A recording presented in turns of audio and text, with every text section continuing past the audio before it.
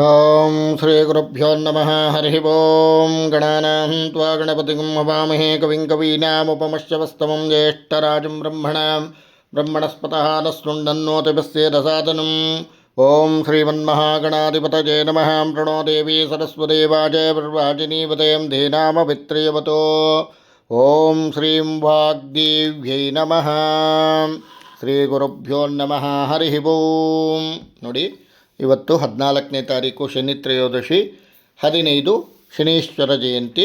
ನಿಮಗೆ ಶನೀಶ್ವರನ ಮಾತ್ರ ಕೊಡ್ತಾಯಿದ್ದೀನಿ ನಾನು. ಯಾವ ರಾಶಿಗೆ ಒಳ್ಳೆಯದು, ಯಾವ ರಾಶಿಗೆ ಕೆಟ್ಟದ್ದು ಅಂತ, ಶನೀಶ್ವರನ ಯಾವ ರೀತಿ ಹೋಲಿಸ್ಕೋಬೇಕು ಅಂತಕ್ಕಂಥದ್ದು ನಿಮಗೆ ಶನೀಶ್ವರನಿಂದ ಒಂದು ಮಂತ್ರಗಳನ್ನ ಹಾಕ್ತಾಯಿದ್ದೀನಿ ನಿಮಗೆ.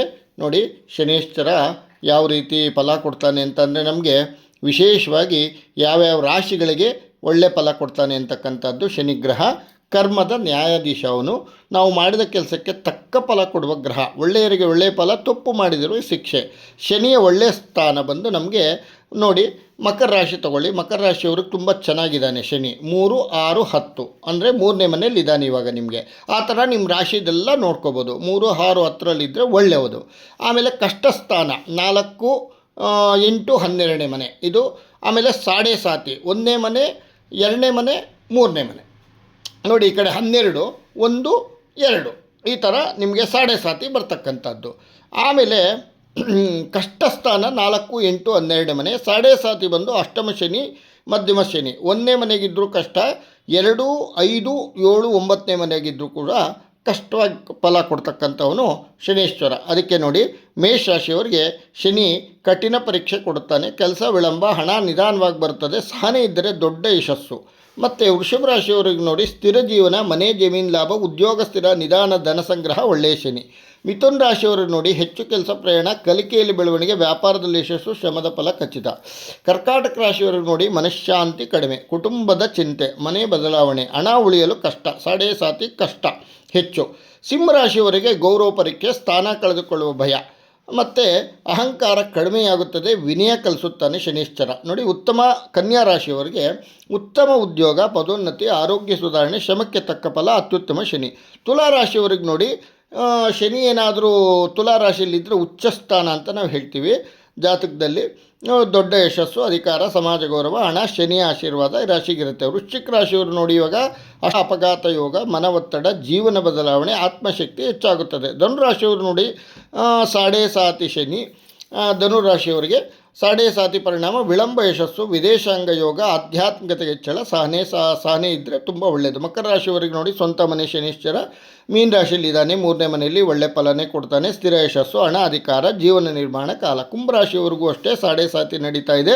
ಶನಿ ಸ್ವರಾಶಿ, ದೊಡ್ಡ ಅವಕಾಶ, ಸಮಾಜ ಸೇವೆ, ದೀರ್ಘ ಲಾಭ, ಅತ್ಯುತ್ತಮ ಕಾಲ. ಮೀನ ರಾಶಿಯವರಿಗೆ ಖರ್ಚು ಹೆಚ್ಚು, ಭಕ್ತಿ ಹೆಚ್ಚಳ, ವಿದೇಶ ಯೋಗ, ಒಳ ಮನಸ್ಸು ಬೆಳವಣಿಗೆ, ಭೌತಿಕ ಕಡಿಮೆ, ಆಧ್ಯಾತ್ಮಿಕತೆ ಹೆಚ್ಚು. ಶನಿ ಶಾಂತಿಗೆ ನೋಡಿ, ನೀವು ಶನಿವಾರ ಎಳ್ಳೆಣ್ಣೆ ದೀಪ ಅಂಟಿಸಿದ್ರೆ ತುಂಬ ಒಳ್ಳೆಯದು. ಕಪ್ಪು ಎಳ್ಳು ದಾನ ಮಾಡಿದ್ರೆ ತುಂಬ ಒಳ್ಳೆಯದು. ಕಾಗೆಗಳಿಗೆ ಅನ್ನ ಹಾಕಿದ್ರೆ ಒಳ್ಳೆಯದು. ಹನುಮಾನ್ ಚಾಲಿಸನ್ನು 3 ಸತಿ ಪಾರಾಯಣ ಮಾಡಿದ್ರೆ ತುಂಬ ಒಳ್ಳೆಯ ಫಲ ಸಿಗ್ತಕ್ಕಂಥದ್ದು. ನೋಡಿ, ಇದು ಏಕಾಕ್ಷರಿ ಮಂತ್ರ, ಓಂ ಶಂ ಶನೇಶ್ವರಾಯ ನಮಃ ಅಂತಕ್ಕಂಥದ್ದು 108 ಬಾರಿ ನೀವು ಜಪ ಮಾಡ್ತು ಅಂತಂದರೆ ತುಂಬ ಒಳ್ಳೆ ಫಲ ಸಿಗ್ತಕ್ಕಂಥದ್ದು.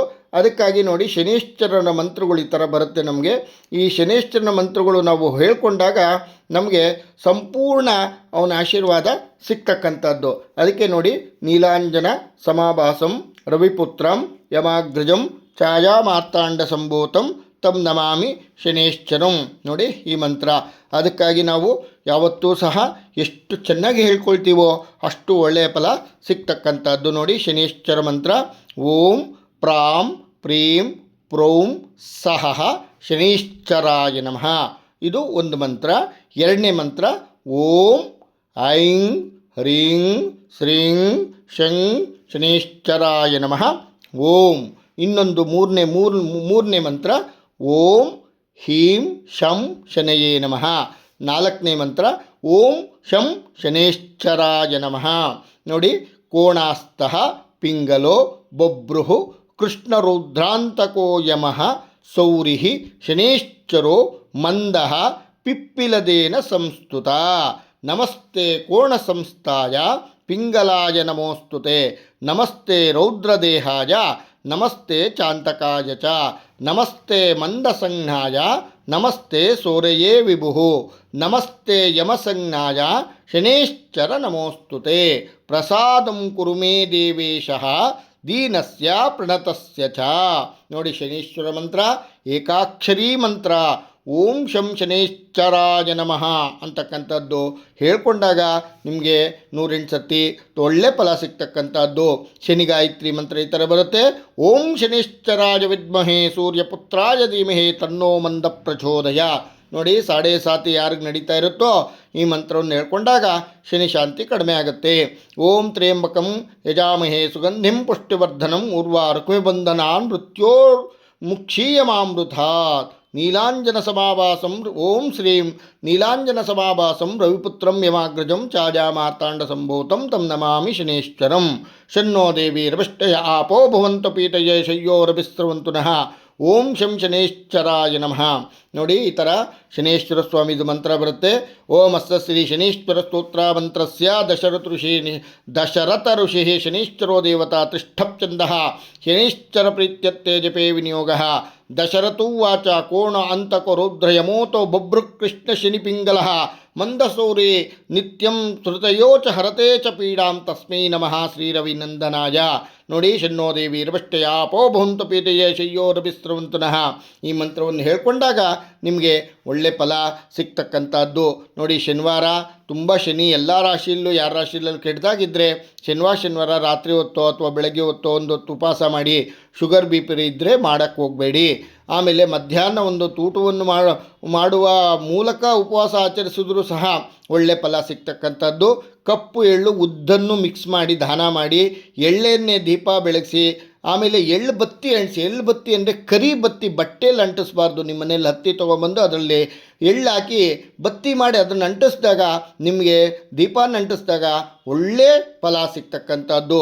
ಮೊಸರನ್ನು ದಾನ ಮಾಡಿ ದೇವಸ್ಥಾನಗಳಿಗೆ ಹೋಗಿ ಶನೀಶ್ವರನಿಗೆ ಅರ್ಪಿಸಿ ಕಾಗೆಗಳಿಗೆ ಆಹಾರವನ್ನು ಹಾಕಿ ಮತ್ತು ಹನುಮಾನ್ ಚಾಲಿಸ, ಲಕ್ಷ್ಮೀ ನರಸಿಂಹ, ವಿಷ್ಣು ಸಹಸ್ರನಾಮ ಮಾಡಿದ್ರೆ ಈಪ್ಸಿತ ಫಲ ಕೊಡ್ತಕ್ಕಂಥವನು.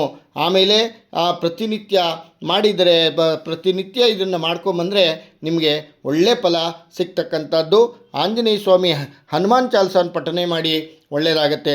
ಶನೀಶ್ವರ ಅನುಗ್ರಹ ಕೊಟ್ಟು ಕಷ್ಟಗಳೆಲ್ಲ ಪರಿಹಾರ ಮಾಡಿ ಸುಖ ಶಾಂತಿ ನೆಮ್ಮದಿ ಸಿಕ್ಕಲಿ ಅಂತ ಈ ಕಾರ್ಯಕ್ರಮನ ಮುಗಿಸ್ತಾ ಇದ್ದೀನಿ. ಸರ್ವೇ ಜನ ಸುಖಿನೋ ಭವಂತು, ಸಮಸ್ತ ಸನ್ಮಂಗಳಾನಿ ಭವಂತು. ಈ ನಿಮ್ಮ ಕೆ ವೆಂಕಟೇಶ್ವರು ಮಾಡುವ ನಮಸ್ಕಾರಗಳು. ಓಂ ತತ್ಸತು ಬ್ರಹ್ಮಾರ್ಪಣಮಸ್ತು.